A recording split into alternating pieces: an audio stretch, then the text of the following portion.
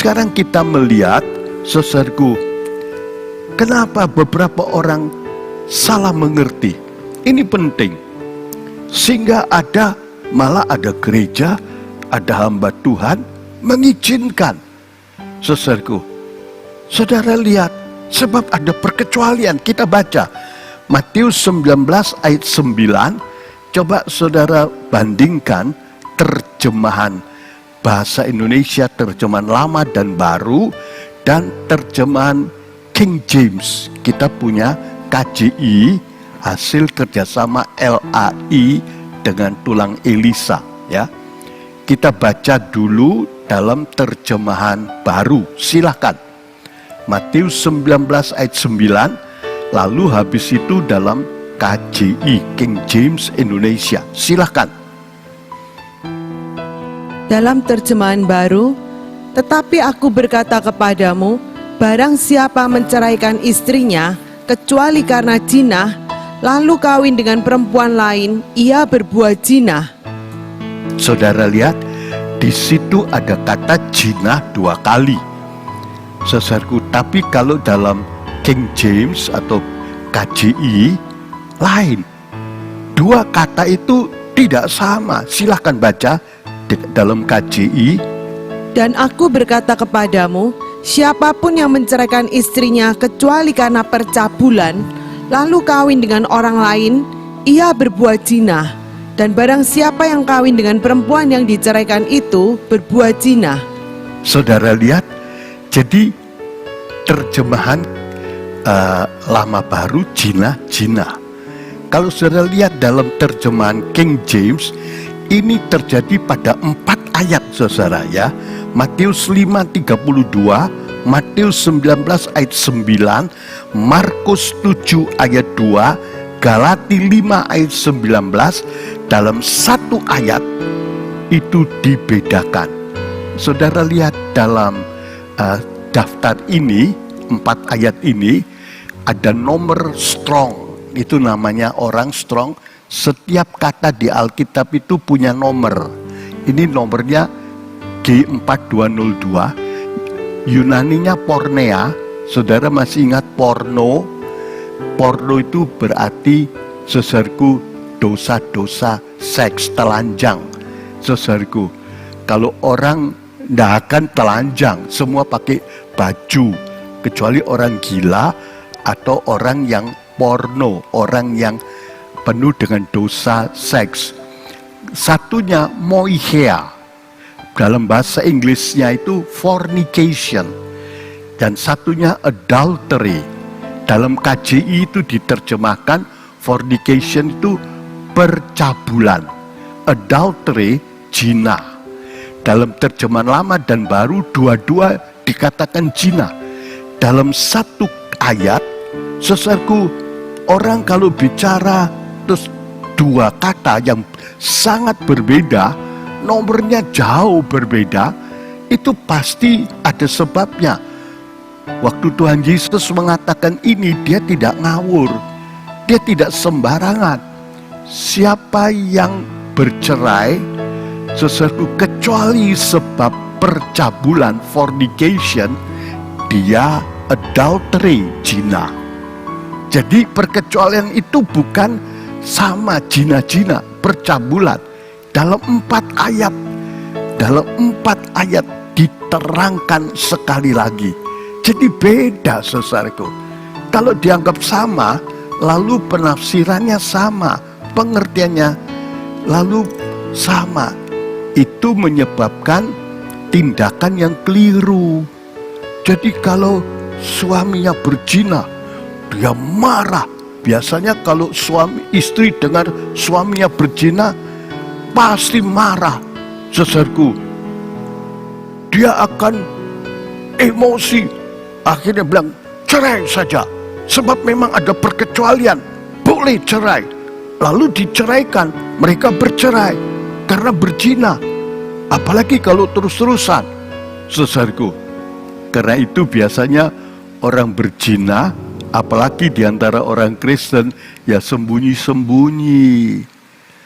Pernah satu kali, waktu suaminya mati, datang seorang perempuan, dia bilang, saya istrinya. Istrinya langsung marah.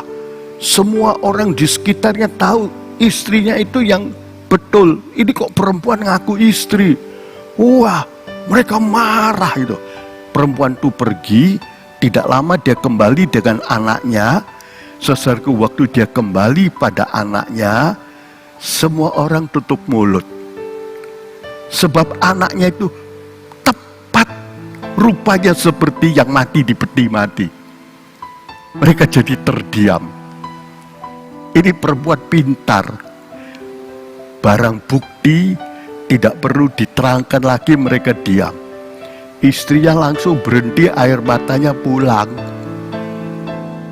Dia kecewa, dia menyesal. Sampai mati baru ketahuan. Tapi itu celaka, saudaraku. Jadi dia tetap berdosa sampai mati. Mati itu vonis. Ibrani 9:27, pada waktu mati ditentukan masuk penghakiman, langsung rohnya ke sorga atau neraka. Tubuhnya masih di kuburan, masih dalam peti mati. Saudaraku, karena itu seringkali orang-orang sembunyi-sembunyi, punya will pil sembunyi. Saudaraku, kadang-kadang dibuka HP-nya ketahuan. Saudaraku, kadang-kadang tidak di HP, di pikiran tidak bisa kelihatan kecuali Allah tahu. Sebab itu saudaraku, oh itu perzinahan, itu perceraian jahat. Permulaannya memang kadang-kadang tidak ketahuan. Jadi kita lihat berbeda saudara ya, antara dua kata percabulan zina. Kalau ini dianggap sama, lalu orang, suamiku berzina, dan dia marah, langsung diceraikan, rugi, melawan Tuhan. Saudaraku, menderita, rumah tangganya, hidupnya hancur. Setan sukacita. Lain, saudaraku. Karena salah mengerti, lalu pendiriannya salah, keputusannya salah, melawan firman Tuhan. Saudara lihat, bahkan beberapa gereja orang beriman berani menceraikan karena ada perkecualian. Padahal perkecualiannya itu tidak betul. Saudaraku, apa yang sudah dipersatukan oleh Allah, jangan diceraikan oleh manusia. Bagaimana hal ini, saudaraku?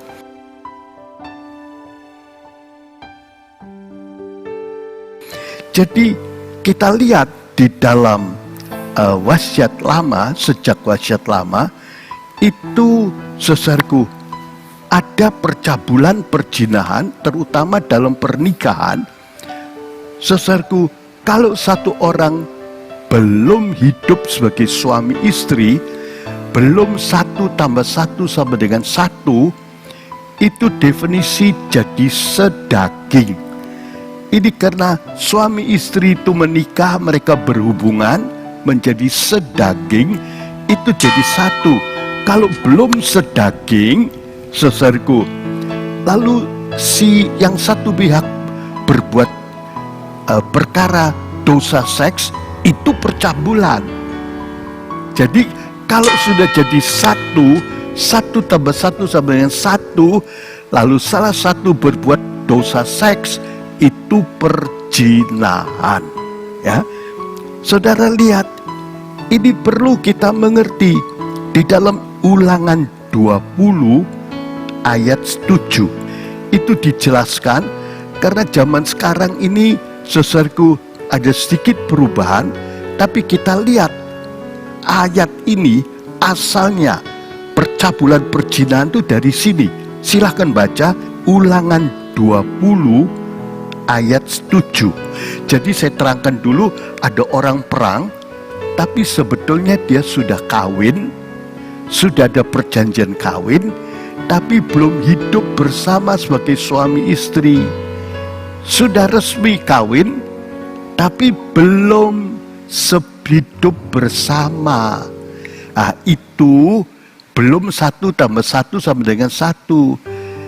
Karena itu kalau pergi perang, loh kamu sudah punya istri perjanjian, betrothed wife atau espoused wife, pulang saja. Nanti kamu mati, kamu tidak pernah jadi satu. Coba dibaca Ulangan 20 ayat 7. Silakan. Dan mana orang yang bertunangan dengan seorang perempuan dan belum diambilnya akan bininya, baiklah ia balik pulang ke rumahnya, supaya jangan ia mati dalam peperangan dan seorang lain mengambil perempuan itu akan bininya. Nah, ini dia. Jadi pergi perang, sudah janji, kawin, sudah resmi, tapi belum kumpul hidup sebagai suami istri, sudah pulang saja. Sebab nanti kalau mati, wah, tidak pernah kumpul dengan istrinya. Itu maksudnya Ulangan 20 ayat 7. Saudara, kalau dalam posisi ini salah satu berbuat dosa seks, itu percabulan. Contoh yang jelas kita lihat di dalam Yusuf Maria. Saudaraku, Matius 1 ayat 18, 19 dan 25. Kita tidak usah dibaca, nanti ayat 25 saja. Waktu Yusuf lihat Maria hamil, bingung dia. Loh, dia tidak pernah berbuat, kok hamil? Tidak mungkin naik becak terus hamil katanya. Atau pinjem baju dan sebagainya hamil. Tidak bisa. Saudaraku, lalu Yusuf lihat begitu, dia pikir dia tidak membalas, tidak lalu dibeberkan, diceritakan semua orang. Dia punya bukti 100% betul, sebab dia suami yang sudah dijanjikan. Kalau saudara baca di dalam Lukas, itu dikatakan Yusuf mendaftarkan istri perjanjiannya, ya. Jadi saudaraku, itu istri, tapi dia belum mengambilnya sebagai istri. Di dalam Matius 1 ayat 25 sampai putra manusia Yesus lahir, dia belum menjamah Maria. Jadi sebelumnya belum pernah menjamah. Waktu dia pergi karena sensus ke Bethlehem, itu dia mendaftarkan dia dan istrinya, betrothed wife, espoused wife. Jadi suami istri yang sudah resmi tapi belum menikah. Kalau itu terjadi penyelewengan, itu perkecualian. Jadi memang belum 1 tambah 1 sama dengan 1, belum hidup bersama, ternyata ada penyelewengan.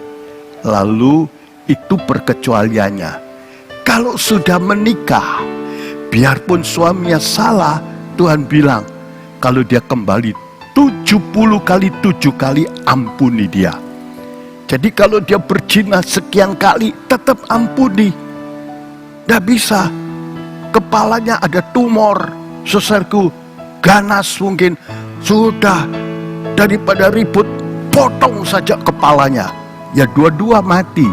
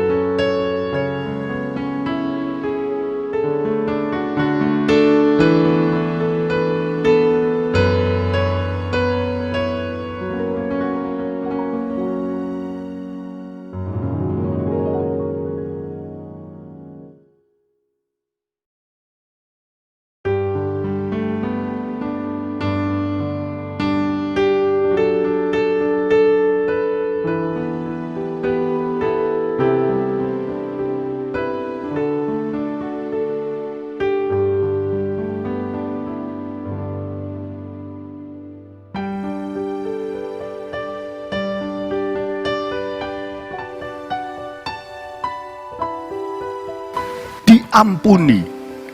Karena itu kalau kawin jangan ngawur, ya. Jadi betul-betul dilihat sama-sama seiman, seserku, dan betul-betul ada cinta, dan itu janji kawin seumur hidup. Tidak boleh ada orang ketiga, sekalipun dalam pikiran. Seserku, itu saja masih ada yang tertipu, setan terjerat. Tapi tidak boleh diceraikan lagi, biarpun berdosa. Tidak ada perkecualian. Perkecualian hanya untuk percabulan. Sebelum seserku hidup bersama, ternyata nyeleweng, baik yang laki perempuan ya diputuskan. Perkecualian hanya itu. Jadi kalau satu orang salah mengerti, wah, suaminya berzina, langsung cerai. Istrinya berzina, langsung cerai. Jangan, ampuni. Tentu air matanya bisa satu mangkok, saudaraku, ya. Hatinya bisa hancur, tapi sudah jadi istri suaminya, sudah jadi tubuhnya, ya jangan.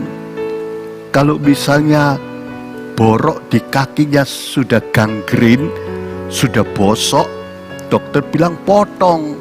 Kadang-kadang terjadi pada kencing manis. Kalau tidak potong mati semua, terpaksa dipotong, saudaraku. Saudara lihat, tidak bisa terus kepalanya pikir, daripada repot, buang saja tubuh ini, dipenggal, dua-dua mati. Tidak boleh bercerai.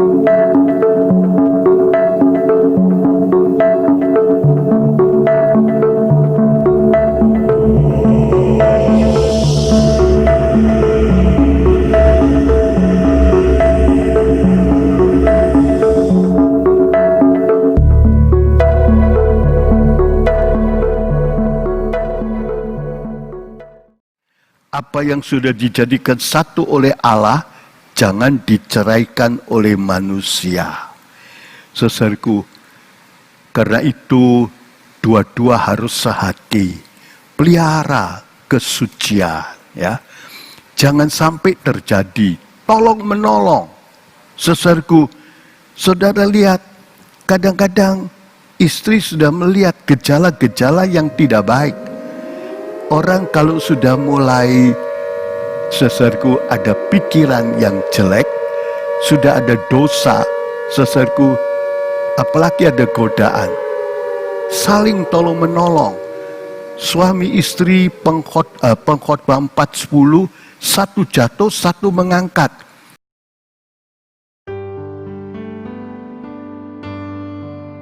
Tuhan tidak mengizinkan. Dalam wasiat lama pun Tuhan tidak izinkan. Mereka bilang, Musa beri surat talak, bisa cerai. Bukan demikian kata Tuhan. Itu bukan rencana Allah pada mulanya. Kejadian 2:24.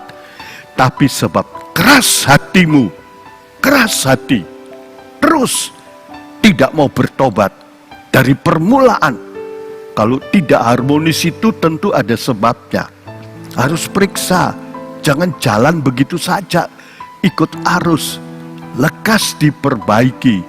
Saudaraku, karena keras hatimu.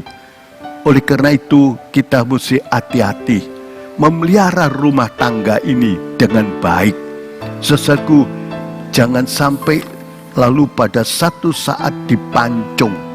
Efesus 5:23, suami itu kepala, istri itu tubuh, itu di dalam Tuhan, itu begitu. Kalau di dunia lain, ya memang apalagi iblis mendak memutar balikan. Jadi kita harus hati-hati. Suami itu bukan tangan kanan, istri itu bukan tangan, dipotong sudah, meskipun cacat masih jalan. Kepala dan tubuh, dua-duanya mati. Saudaraku, itu dosa perzinahan, akibatnya masuk neraka. Karena itu hati-hati.